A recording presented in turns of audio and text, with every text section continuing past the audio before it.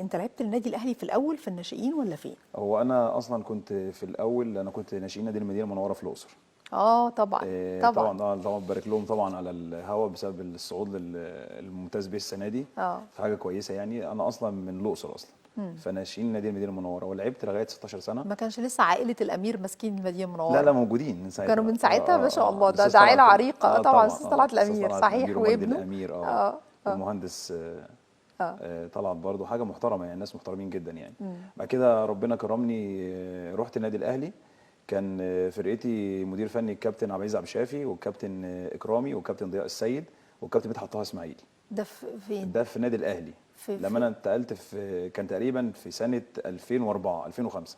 اتنقلت الفريق الاول؟ لا، اتنقلت في الناشئين، في النادي الاهلي في الناشئين. الناشئين. انت بتقولي فرقتي. ما هي دي فرقتي في النادي الاهلي. انا لما رحت على الفرقه دي.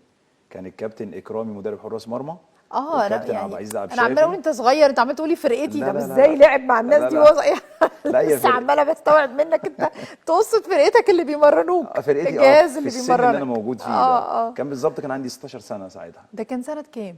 كان تقريبا 2004 2005 حاجه زي كده اه. يعني. كابتن اكرامي مدرب حراس مرمى، مدرب حراس وكابتن مرمى، عبد العزيز عبد وكابتن عبد الشافي. العزيز الشافي مدير فني، اه. والكابتن ضياء السيد مدرب عام، اه. والكابتن مدحت بن الشيخ طه اسماعيل مدرب مساعد. ده انت ما شاء الله يعني. ده طبعا. كانت ده لا، كان جهاز فني جامد قوي. وفرقتي طبعا كان فيها امير توفيق اللي ماسك لجنه التعاقدات اه طبعا دلوقتي. كابتن ده امير. الحارس مرمى بتاعنا. كان فيها عاشور الادهم، كان فيها احمد شيد قناوي، كان فيها عبد الله جلال. طبعا كان فيها حسام عاشور بس طلع فوق الدرجه الاولى. والحمد لله يعني اشتغلت معاهم لغايه 20 سنه. طبعا كان موجود في الفتره دي مانويل جوزيه. فطبعا كان كل اللعيبه السوبر بتتجاب الامر زي ما بيقولوا يعني. اه. كان اللي هو الجيل الذهبي بتاع يعني عماد بتاع متعب الاهلي. وبركات ووائل صحيح. جمعه وتريكا كان، لا، كان فرقه تقيله جدا. فكان عشان ناشئ ياخد فرصته فوق في الفريق الاول، فكان الموضوع بيبقى صعب جدا. لكن الحمد لله طبعا التوفيق والمشوار بتاع اي لعيب كوره طبعا ده بتاع ربنا يعني. بعد 20 سنه بالظبط اتجهت، رحت نادي النصر مع الكابتن سيد عيد. بدات المسيره بتاعتي طب في نادي استنى، النصر. هو انت برضو عشان تيجي من الاقصر وتروح ناشئين النادي الاهلي، ده مين اللي جابك؟ والله هو كان زي اختبارات كده، اللي هم يعني بيعملوا اختبارات كل سنه في النادي الاهلي.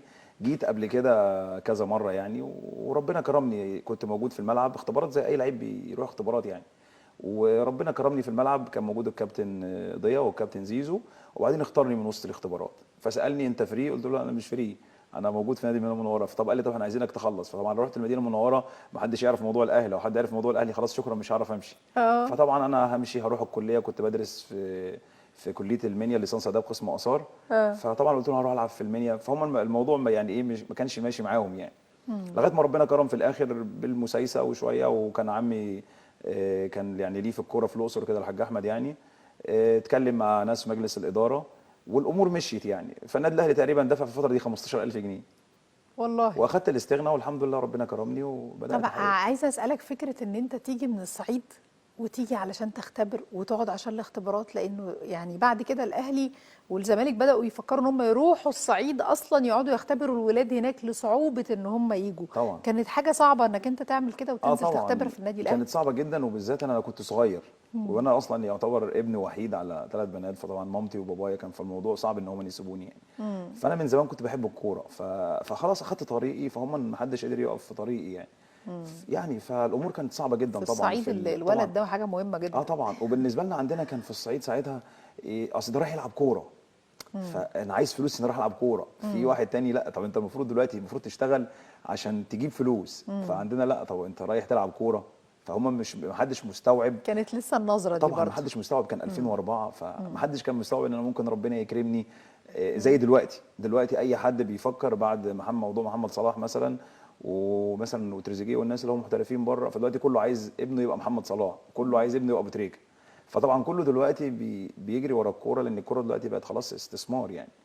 فالحمد لله ربنا كرمني. لكن طبعا الموضوع كان صعب جدا في بدايتي، في موضوع الاقامه، في موضوع السكن، في موضوع كل حاجه صعبه جدا يعني. ده ان انت انا، عانيت في الكام سنه اللي قعدت فيهم في الاهلي، الاربع سنوات كنت قاعد في يعني لا، فين؟ هو انا حضرتك لما قبل ما اروح الاهلي عانيت. لكن اول ما رحت خلاص بقى انا قعدت في الاستراحه بتاعت الناشئين جوه النادي في تمام. مدينه نصر.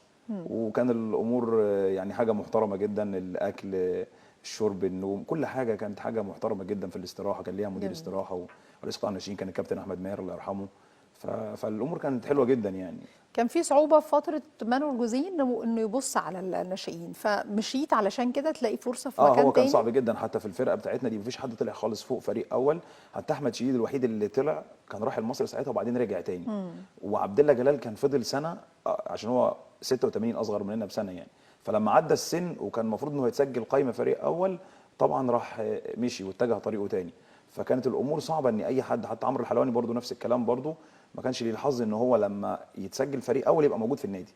فمشي. فالجيل بتاعنا كله مشي، مفيش حد موجود خالص. لعيبه طبعا كان في لعيبه كانت بتلعب بصفه اساسيه وكان لعيبه منتخب، فربنا كرمه وراح انديه الدوري الممتاز. انا كان الموضوع يعني فيه صعوبه شويه بالنسبه لي يعني. فاتجهت لنادي النصر مع الكابتن سيد، وبدات المسيره بتاعتي الحمد لله في نادي النصر يعني. انت الاول رحت الشرطة؟ لا، انا رحت النصر، قعدت مع الكابتن سيد 15 سنه، في منهم 7 سنين في الاول او 8 تقريبا، وبعدين صعدت دوري ممتاز. اول ما صعدت دوري ممتاز معاهم، رحت الشرطه دوري ممتاز مع الكابتن خالد القماش. وبعد كده الشرطه نزلت، رحت انا مشيت من الشرطه. الكابتن سيد طبعا كلمني، انا دايما من نوعيه اللعيبه اللي انا بحب العب في مكان بقى مرتاح فيه نفسيا، بغض النظر انا اروح العب فين ما بيفرقش معايا الفريق، لكن انا المهم بالنسبه لي ان ابقى المكان اللي انا موجود فيه يبقى فيه راحه نفسيه. فطبعا لما رجعت نادي النصر، انا من النوع اللي بحب اخد وضعي دايما في الفرقه، كنت كابتن الفريق قائد. بقى لي 8 سنين الحمد لله يعني. بقى لي 8 سنين في النادي، فرحت كملت المسيره، ربنا كرمنا، قعدت سنه والتاني رحت صعدت في انا ده انت الموسم. وشك حلو عليهم بقى، ده انت كل ما الحمد تروح لله. يصعدوا بقى. في الموسم ده بقى قعدت معاهم في الدوري الممتاز فوق، وكنت اه. كابتن الفريق في الدوري الممتاز. اه. والحمد لله بقى لعبت بقى الفتره كلها، الدور الاول كله، والدور الثاني كان في ماتش الاسيوطي اللي هو بيراميدز حاليا يعني. جالي كسر في القصبه يعني. امال رحت الجونة امتى؟ رحت الجونه في السنه اللي قبل الشرطه. بس دي اه. كانت فتره قليله، كان حوالي 6 شهور لغايه شهر واحد، ما يعني فتره مش حلوه بالنسبه لي يعني، فمش بذكرهاش دايما في يعني التاريخ بتاعي. ليه اتظلمت فيها يعني ولا؟ كانت الامور مش كويسه هناك يعني، وجيت مشيت قبل القيد بيوم، كان مع الكابتن انور سلامه، فالحمد لله يعني على كل شيء يعني. فكانت مشكلة كبيرة. فطبعا صحيح. يعني حسيت ان الامور بقت صعبه بالنسبه لي يعني. صحيح. حصل لك الإصابة ايه؟ حصل لي اصابه، عندي كسر في القصبه، ونادي النصر عمل لي الحمد لله العمليه، والدنيا كان في كسر وجبس وكده، والحمد لله اتعملت العمليه ورجعت تاني وبقيت كويس. بعدها الكابتن سيد كنت وصلت بقى تقريبا 35 سنه يعني. فهو كابتن سيد من نوع المدربين اللي هو بيحب ولاده جدا، فهو كان شايف فيا السمات الشخصيه، بانه كنت كابتن الفريق يعني، ان انا ممكن اقدر اقود وابقى امسك ويبقى ليا مستقبل في التدريب يعني. فطبعا لما كلم الدكتور عمرو، فالدكتور عمرو الله يرحمه طبعا، دكتور عمرو عبد الحق رئيس النادي، طبعا الله يرحمه. فطبعا حاجه محترمه جدا يعني، قال له طبعا ده من ولادنا واحنا نتمنى نبقى موجود يعني. بس فربنا واشتغلت كرم. معاه مدرب عام؟ بدات معاه مدرب على طول. سنه واحده يعني، كان في نص السيزون لما قال لي هتكمل معايا. وبعد كده الكابتن سيد لما حصل ان هو مشي من النادي، فضلت انا موجود. جابوا جهاز كان مع الكابتن نافع، ومسكنا كان ماتش الاهلي في كاس مصر اللي احنا اتغلبنا فيه في اخر ربع ساعه مع النصر، عملنا اداء كويس يعني. وبعد كده الكابتن نافع مشي، فبقيت انا مدير فني لمده يومين بالظبط كده يعني. وجابوا الكابتن طارق السيد، اشتغلت مع الكابتن طارق السيد. بعد كده الكابتن سيد راح الداخليه، كان الكابتن سيد لسه ما راحش نادي يعني. فراح كلمني واستاذن من الدكتور عمرو، وقال له انا عايز حجاج معايا ورحت معاه وصعد بالداخليه. رحت مع الداخليه، كانت اول سنه ليا تدريب يعني. كان فرقه مع النصر كنت في نص سيزون، كل الكلام ده اللي بحكي لحضرتك كان في نص سيزون بالظبط. لما رحت الداخليه مع الكابتن سيد، كان اول صعود رسمي ليا وانا مدرب ما شاء الله. والحمد لله وبعد ربنا كده كرمنا. راح مشي وراح بتروجيت السنه دي. طبعا احنا رحنا الداخليه بعد ما صعدنا. المفروض ان الكابتن سيد كان جاي له عروض كتير قوي طبعا، دجله وزد وانديه كتير جدا يعني. فاللي هو عثمان قال له انت هتبقى موجود معانا وهتكمل معانا في الدوري الممتاز. وكان في ترسانه برضو. بعد الانديه ما سكنت المدربين، يعني حصل شويه خلاف كده بسيط يعني، فحبينا ان احنا ما نكملش يعني على الماديات يعني، حاجات كده يعني عارفه انا يعني. هذا الخلاف. وبعدين بعد كده راح البتروجيت السنه دي وصعد مع بتروجيت. فحضرتك رحنا بتروجيت اللي هي السنه اللي فاتت. كان الكابتن هيثم شعبان كان ماسك بتروجيت، وبتروجيت كان في المركز قبل الاخير. والحمد لله ربنا كرمنا، طلعنا بالفرقه من تحت شويه شويه شويه لغايه ما دخلنا بيهم دوري المحترفين. وبدانا معاهم السيزون الجديد اللي هو ده، وده يعتبر تاني صعود ليا وانا مدرب، غير السنتين اللي صعدت فيهم وانا لاعب قبل كده. يعني انت صعدت مع كابتن سيد عيد مرتين وانت لاعب ومرتين وانا مع مدرب. النصر، ومرتين اللي هو الداخليه وبتروجيت وبتروجيت وانت مدرب. وانا مدرب. يعني المفروض كابتن سيد عيد يحط صورتك في سلسله ويعلقها في رقبته بعد كده هو تبقى يعتبر- تميمه حظ هو بالنسبه يعتبر لي. الاب الروحي ليا بصراحه، يعني حاجه محترمه، وانا هو جميل كابتن سيد. بوجه له رساله شكر على الهوا.